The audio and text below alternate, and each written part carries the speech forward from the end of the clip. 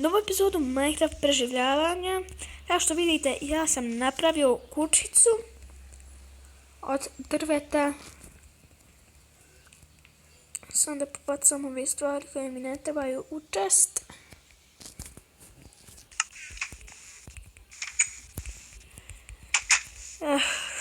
U ovoj epizodi ćemo da gradimo farmu ptica.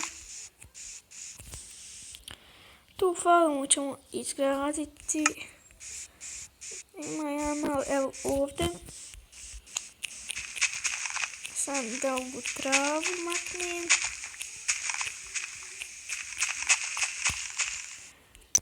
I tek sad sam se sjetio da nemam metala da napravim kantu za vodu. I šta ćete? Idemo u drva. Jer će nam trebati.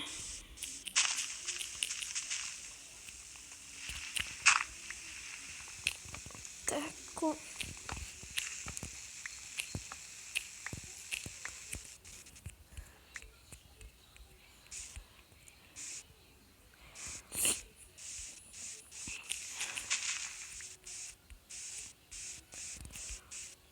Idemo još. Damjan, ja sam krivo što sam stvorio na ovom biomu. Ljudi, vidite kakva su drva. Po meni nisu lijepa za gradnje. Ali šta ćete?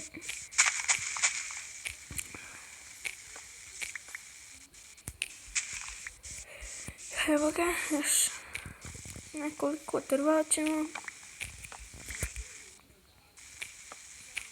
Ovo će biti jedna od kraćih epizoda.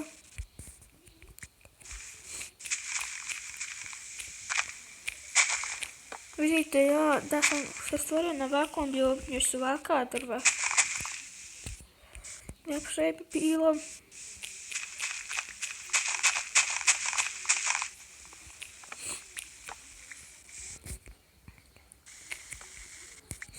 Tako, izvinite, ako mi je malo glas drugačiji, to je jer sam prehlađen. Još da ostavimo ovo drvo u kućicu. Vidite kakva nam je kućica.